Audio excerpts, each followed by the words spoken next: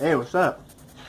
Um, is it me or this year's Wrestlemania was, as a whole, okay at best?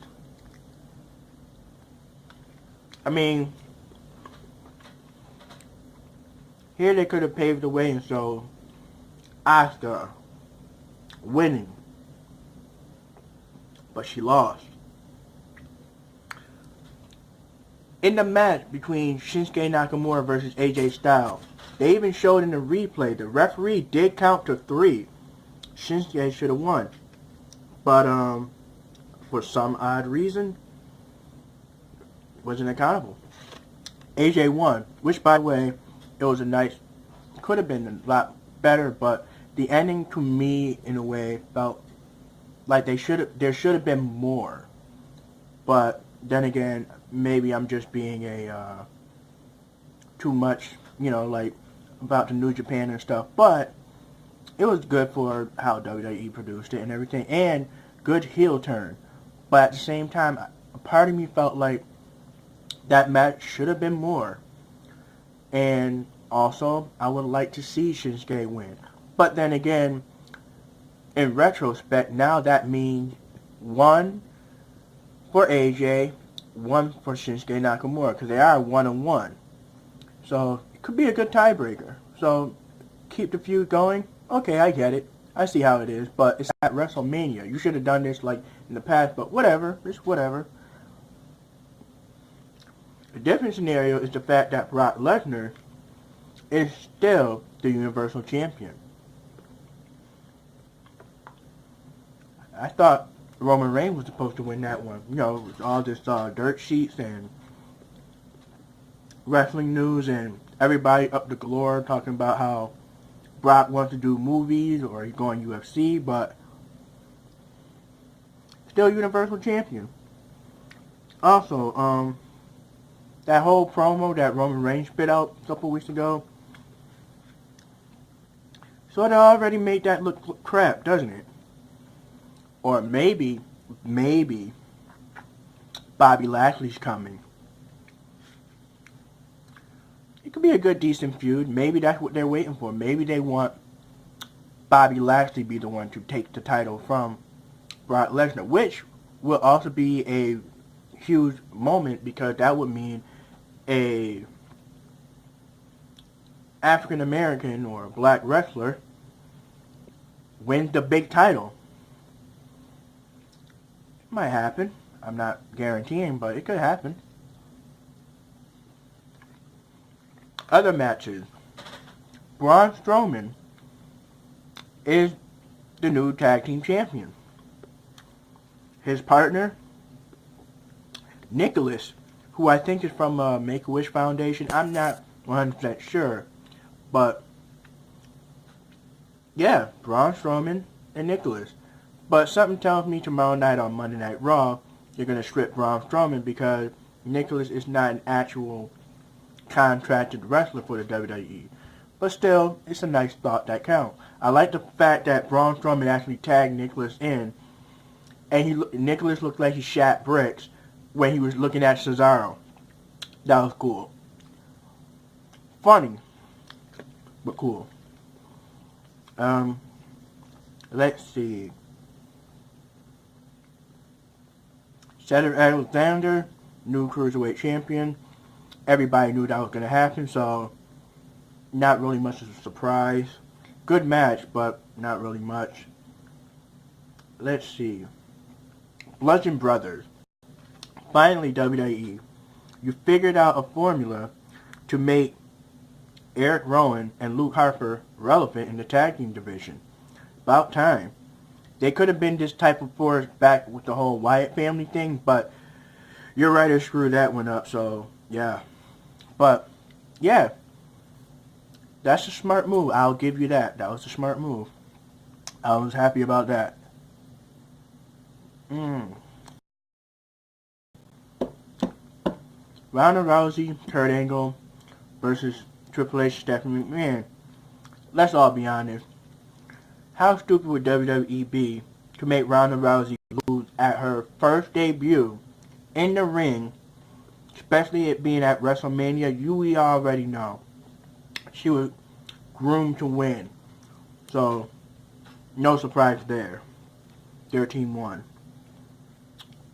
I'm a little upset that my boy Rusev did not win the United States. However, a part of me is somewhat happy, but I'm upset even more that he took the fall to make Jinder Mahal the new U.S. champion. When, you know what? This is the way I look at it. Excuse me. Rusev might as well be WWE Heavyweight Champion, but since you're now going to continue the AJ Styles Nakamura feud to be more in-depth, it pretty much looks like Rusev is just once again in that mist of turmoil of they don't know what to do. Rusev got everything you guys are looking for in the talent, especially since he's young and he's fresh. You made Jinder Mahal champion before Rusev. That's and the reason why you did it was, you know, business reasons, but come on, Rusev. But yeah, Jinder Mahal, new U.S. champion, whatever. Now, here's the one thing I noticed. For the triple threat match, Seth Rollins, he won, by the way. But you already knew by the entrance he was going to win because when The Miz came out, you know, he's an A-lister, so he got decent gear. Still looks similar how it was his original stuff, but it's red, you know, all that jazz. Not bad looking. Finn Balor, he came out. Now, here's what I noticed. When Finn Balor comes out as just regular Finn Balor, on a pay-per-view, he tends to lose. However, well, not all the time, but when he comes out, body painted up, you know he wins. So, yeah, however, the moment Seth Rollins came out with that Game of Thrones looking thing, the blue eye, you know, contact lenses, yeah, that was a dead giveaway that he was going to win. And like I said, Seth Rollins the new Intercontinental Champion. So, yeah, that entrance pretty much gave it away. Undertaker defeated John Cena in about 4 minutes or so. Pretty good. I like the entrance, the whole Pentagon thing. Yeah, that was cool. I'll give him that. But all that teasing. But I will admit, it does look like Undertaker was actually summoned this time, so I'll give it that. It was pretty good, pretty good. I like in the beginning how Elias and John Cena sort of mix it up a bit, but I'm kind of confused. Are they really having an on and off feud, John Cena and Elias? You know, it's just a question. Let's see. Matt Hardy win the Andre the Giant Memorial. I'm glad to see that they're pushing the Woken gimmick. Good. Interesting about Bray Wyatt might be joining the Woken Warrior. And who knows, maybe at next year's WrestleMania we'll actually finally see Matt Hardy versus Vince McMahon. Matt Hardy assembling his Woken Warrior, which will pretty much should take over WWE. Yeah, I could see that happening. You know, Bray Wyatt being his first WWE warrior. And we know Brother Nero is going to be coming back pretty shortly, so yeah, can't wait for that to happen. Naomi won the first ever Women's Battle Royal. WWE, I have a question. The Andre the Giant Memorial was named after Andre the Giant, the 8th wonder of the world. Couldn't you name the Women's Battle Royal after China because she's the 9th woman of the, yeah, the 9th? Yeah. It would make sense. 8th wonder of the world, 9th wonder of the world, battle memorials. Why do you hate China so much? But anyway, Naomi won the Women's Battle Royal. And,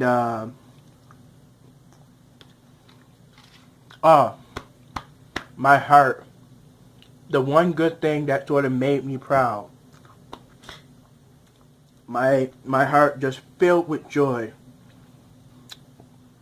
Nia Jax, I think she's hot. She's just very attractive to me. I can't explain it. I mean, but anyway, I was so happy. Nia Jax is the new Raw Women's Champion. Like I said, with my heart, I was just so happy. And she is fine. Nia, if you're watching, how's it going?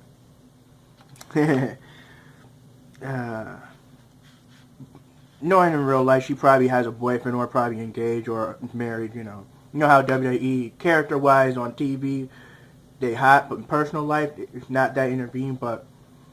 And I know Ollie Davis probably got dibs on her first, but... You know, I've been liking Nia since NXT. So, yeah. And Alexa Bliss, you can easily tell WWE is definitely doing a good job grooming her to be the next Trish Stratus. And I dig that. But this match, like I said, good performance on both. And I'm glad it wasn't like a straight up quick squash match. You know, like 1-2 moves, bam, there you go. It was an actual decent back and forth. But, like I said, Nia, she won. So I'm happy about that. Very, very happy. Obviously, all this stuff is not in the correct order of how the matches went, but these are all that's just coming in my mind as I speak. So yeah. Am I forgetting anything else? I think I cleared everything. So, what's this pay-per-view worth starting at 5 and ending at midnight? I don't know. You guys be the judge. You tell me. You tell me. Because the way I see it,